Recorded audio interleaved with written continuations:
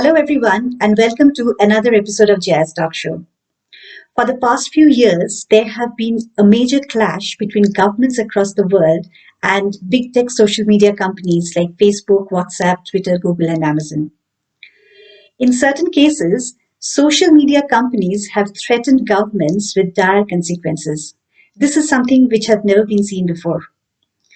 Today, we will take a look at some of the major points why governments across the world and social media are conflicting with each other in such a major way, and who is right.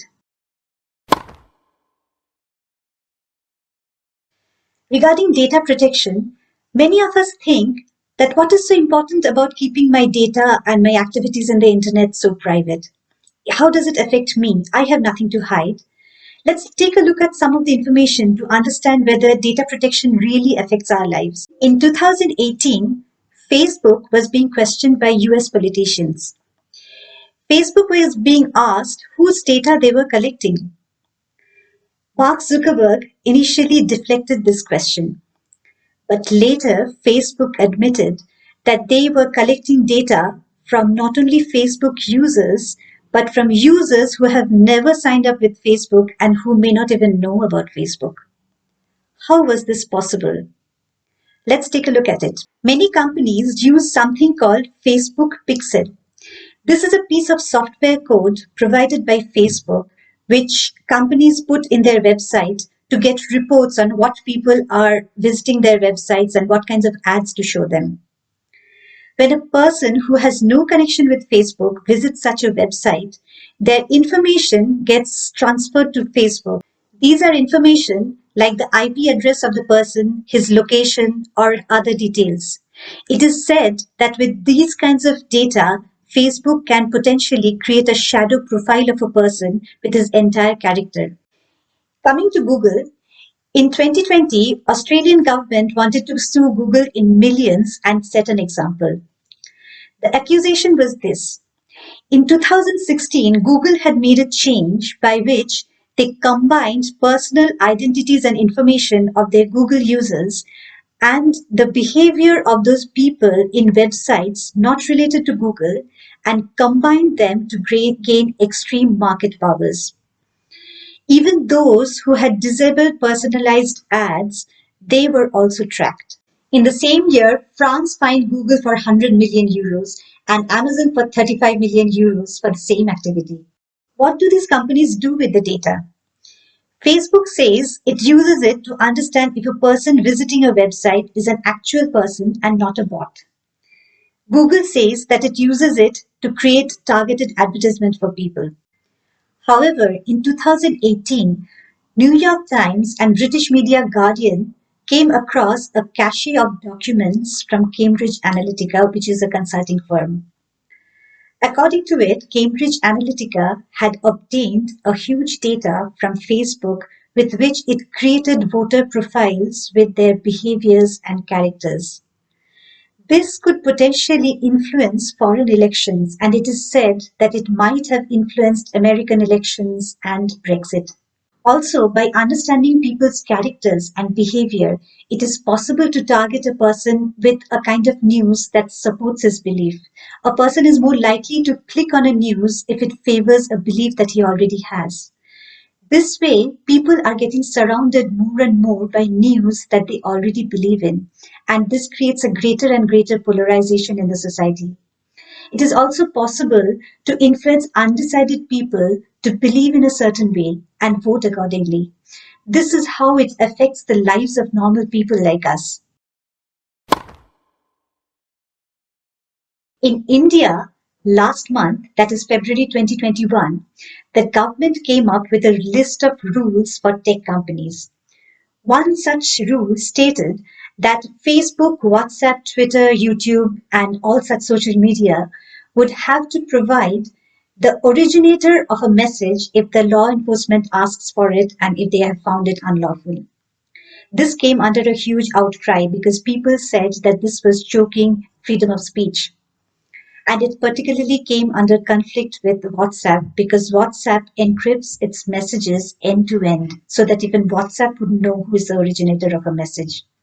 In the same month, Indian government had got into a major conflict with Twitter Indian government had asked Twitter to remove a number of accounts which was related to farmers' protests.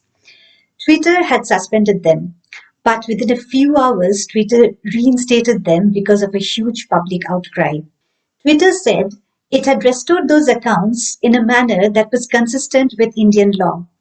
However, the Indian ministry slapped Twitter with non-compliance and they threatened that Twitter employees in India could face jail terms of up to 7 years. However, India is not alone. Jail sentences have also been threatened by Australia on tech companies.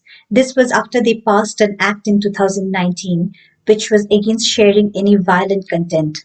Previously, if objectionable material was posted, the law could only penalize the user who had posted such material. But now the law can come after tech executives who work in the social media company. Not only that, fines of up to 10% of the social media's global turnover can now be imposed on them. Around the same time, UK also came up with laws against posting any objectionable material in social media. They said that they will impose fines on individual members of the senior management rather than just the company itself. Though it can be argued that such strict laws can be misused by political parties in power to curb freedom of expression. However, each person in the social media is a broadcaster. Any wrong message from either side can create a huge impact, and such messages have to come under strict laws of regulations. However, the rules just have to be made clearer so that people are not harassed for protesting or opposing a government in a country by using these rules. Tech giants like Google and Facebook show news content from various different news publications in their website. Let's take a look at what kind of revenue do they generate by showing news content. According to News Media Alliance and later quoted by Guardian, in the year 2018, Google made a revenue of $4.7 billion by just showing news content from different publications in their website. In the same year, the entire digital news media in the US made a revenue of $5.1 billion, which was just marginally more than what Google made alone. This showed that the entire news industry made almost as much money by creating those news content with all their effort as Google made just by distributing it. In Australia, according to Reuters, 40% of the people get their news from Facebook. In 2020, Australian government wanted to come up with a mandatory code by which they wanted to impose that social media companies like Google and Facebook, who distribute news from different publications, should share their revenue with the news media companies, and if they do not do so, a penalty would be put on them. Facebook took this conflict to a whole new level by suddenly blocking all Australian news on their platform. This was almost like an act of war. They not only stopped all news media from being shown, they also blocked all government health websites on their platform. So, up to date information on COVID was suddenly not available anymore. Google was also threatening to pull out its entire search engine out of Australia. With this, not just in Australia, but politicians across the world woke up to the fact that it is possible for a social media now to threaten to bring a country down to its knees. Though this example shows the huge power that social media has now in terms of even threatening governments, for this particular issue about sharing revenue with news media by social media, there is a counter argument. If there's a financial transaction between the social media and the news media houses, then the neutrality of news may not get maintained.